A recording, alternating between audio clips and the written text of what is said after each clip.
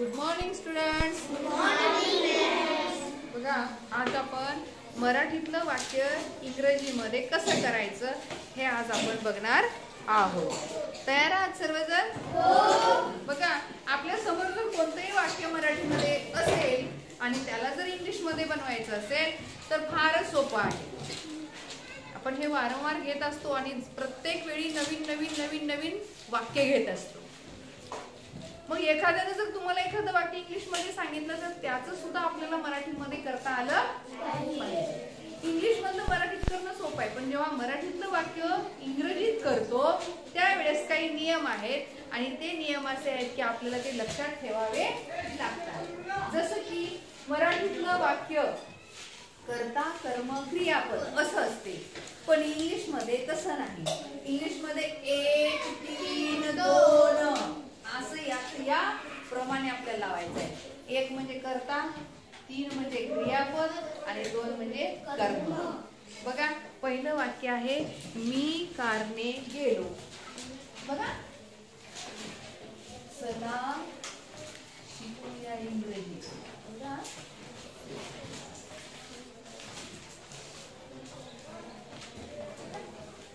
कशाने गेलो? वाक्य कसं आहे? मी कारने गेलो. हा, मी कारने गेलो. मी कारने गेलो. कोणत्या काळातलं आहे रे? वाक्य कोणत्या काळातलं आहे? हा सांग किशोरी. भूतकाळातला. मी कारने गेलो. जाण्याची क्रिया झालेली आहे, भूतकाळातलं वाक्य आहे. मी कारने जात आहे असं वाक्य आहे का? नाही. मी कारने जाणार आहे असं वाक्य आहे का? नाही. मी कारने गेलो म्हणजे भूतकाळातलं वाक्य आहे. आपल्याला या शिकण्याबरोबर आपल्याला काळ सुद्धा लक्षात ठेवायचा आहे. भूतकाळ आहे का, भविष्य काळ आहे का, वर्तमान काळ आहे. ओके, तेजस्विनी लक्ष दे. मग याला काय करायचंय? 3 भाग पाडायचे. बघा, पाडा. त्याला नंबर द्या 1 2 3. नंबरिंग करा 1 2 3. आणि कुठलेही वाक्य मराठीतलं इंग्रजीत करत असताना या पद्धतीने लिहायचं. 1 3 2. मग 1 इथं लिहायचं, 3 इथं लिहायचं, 2 शेवटी घालायचं.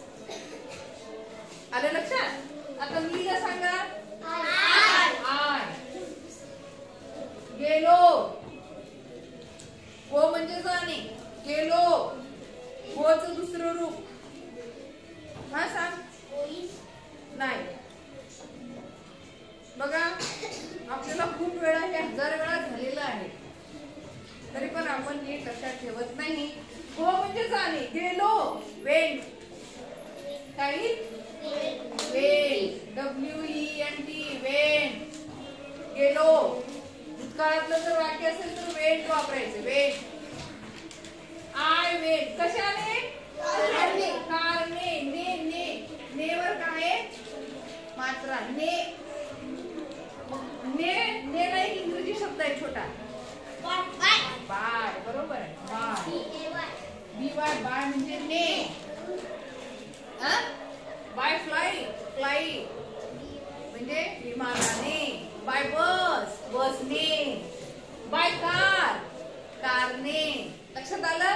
बाय बायसिकल सायकलने.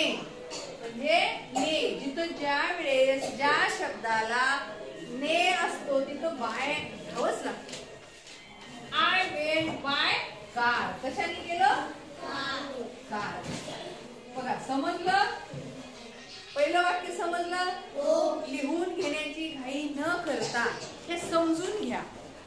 लिहायला मी पळून जाणार नाही किंवा आपला फळाही कुठं पळून जाणार नाही. पहिले समजून घ्या, नंतर लिहा. बघा, दुसरं वाक्य आहे मला कुणीतरी दिसलं. मला किंवा मी कुणाला तरी पाहिले. दोन्ही सारखंच आहे.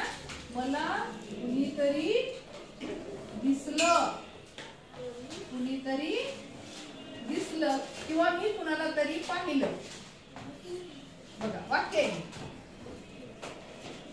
मला कुणीतरी दिसलं किंवा मी कुणाला तरी पाहिलं. दोन्ही वाक्य एकच आहे. दोन्ही वाक्य एकच आहे. मग सांगा. तर द्या तुम्ही 1 2 3.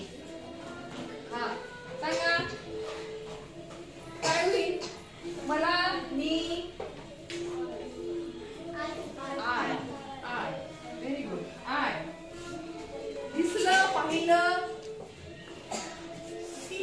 सॉ, सीचं दुसरं रूप सॉ. पाहिलं भूल केलेला काय सॉ. I saw.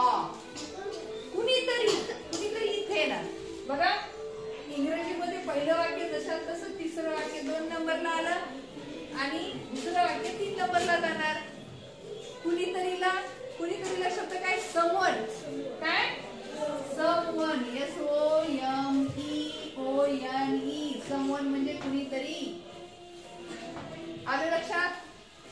हे झालं दुसरं वाक्य. आता तिसरं वाक्य बघा. ती घरी गेली. हे तो खूप सोपं आहे तुम्हाला सांगता आलं पाहिजे. ती घरी गेली.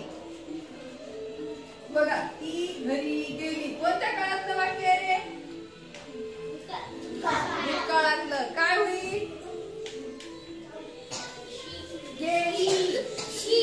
बघा पहिले नंबरिंग द्या. मला नंबर द्या.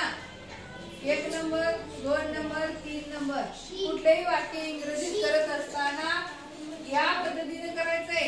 1 3 2.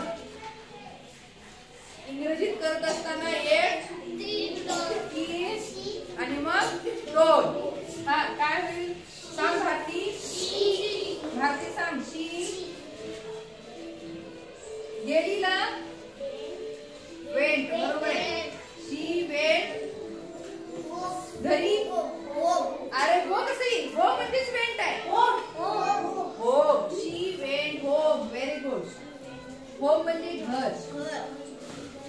शी वेंट होम. आहे की नाही सोपं. हा चला लिहून घ्या आता.